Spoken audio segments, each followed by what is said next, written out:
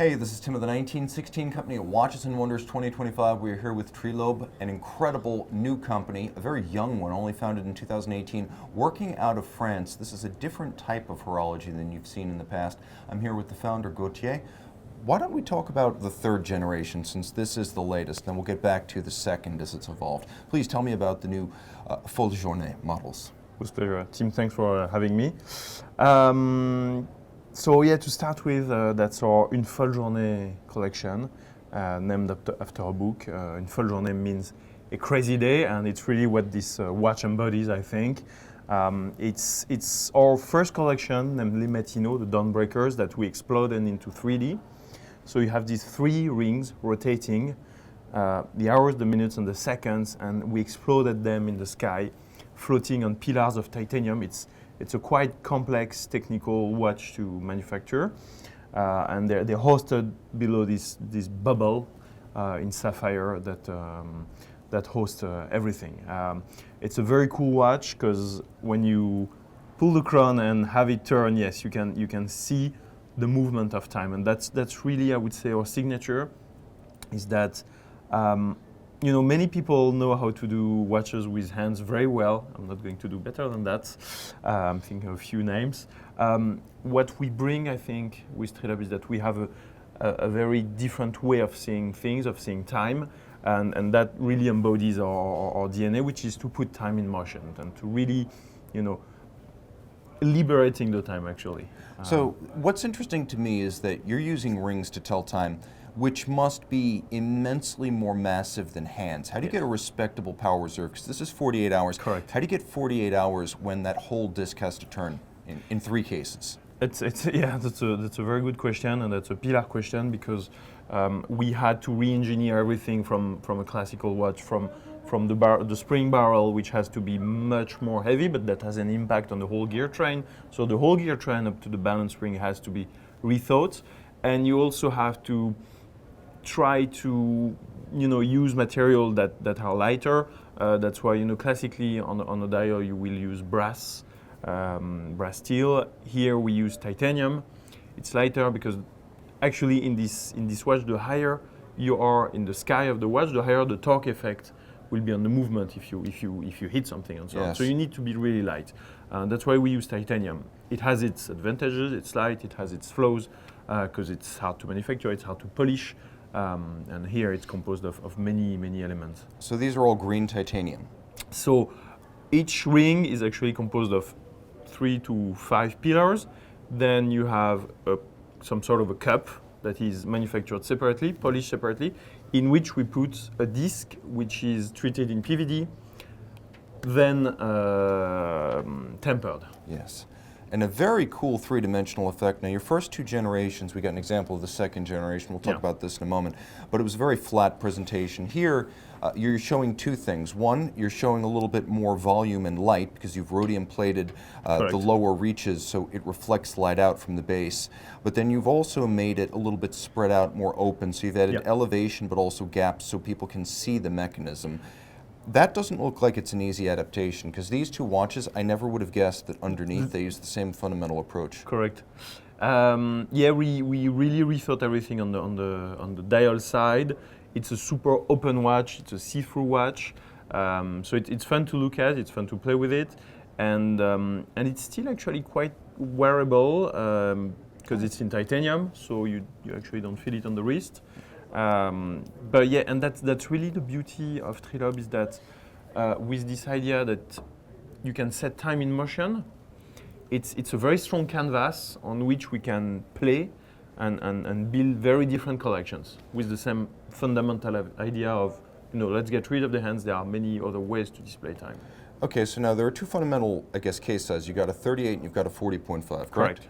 And then also your movement is a collaboration with Cirque des Horlogers. Yeah, that's right. And so fundamentally it's not a thick watch. This, for example, the Folle Journée, it has a big sapphire, but thanks to the micro rotor, all of these are actually pretty slim if you're just looking at case cross sections. Around 9 millimeters. So when these watches are made, I think we were talking about how this is a French brand. You actually do make the watches in France. So yes, so we are based in France. Not for the in France we say cocorico. It's being proud of being French. It's not that. It's that we want to make things well, with quality, and to do that well, we need to do that at home. And home happens to be in Paris. So that's why we really settled the workshop in Paris.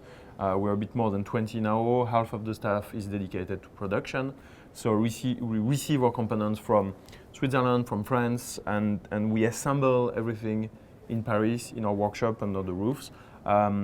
Really happy to do that at home because we manage the quality, but also because watchmaking was born in London, was born in Paris, and it's also a little history to say, yeah, we can do things differently and very well in-house in Paris.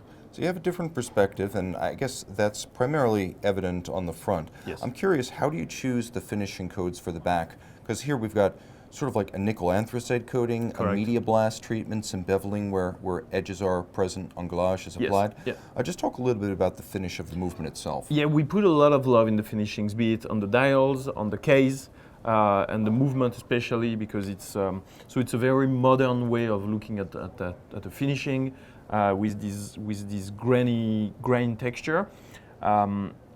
It's super beautiful to look at. It's a nightmare to assemble because, contrary to Côte de Genève or perlage, where you put your finger, you will not see it. Here, you scratch it with your finger or with a screw.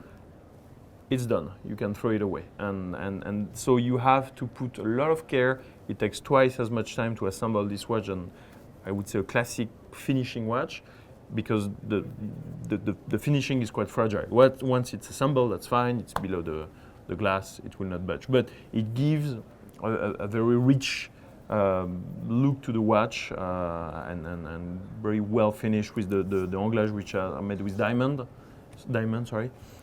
So. Now, in terms of how you get this frosted appearance, is it a media blasting? Yeah. We use a little rosette of ours to have that matte and yet very shiny, depending on the light, finishing. Now we've got three new versions, I should say, of the Folle Journée. So we've got black, we've got green, we've got blue here. Are any of these a limited edition? No, we are not limited per se, because we don't want to fall into that. That being said, obviously we're a small company. The demand is rather high compared to what we're able to make. So I'd say it's limited per the quantity we can make, but we don't limit per se. Okay, so approximately how many watches are you making right now? You're looking at around 600 watches per year. So. And so if I wanted to order one today, approximately what would the wait be? I'd say 6 to 8 months. Okay. Yeah. So we really try to manage that. To not appear arrogant. That can be perceived as arrogance, and that has been perceived as arrogance for certain brands. For us, it's just that we really want to deliver a product that makes sense, that works well, and to do that, you need some time. And I appreciate that. If people did want to find you, obviously you've got a website. Yeah. Do you have social media too? We do social on Instagram, obviously, and of course we have our network of retailers who represent us with pride. Excellent. So there's a lot to be proud of, I have to say. So now we're stepping back to your second generation.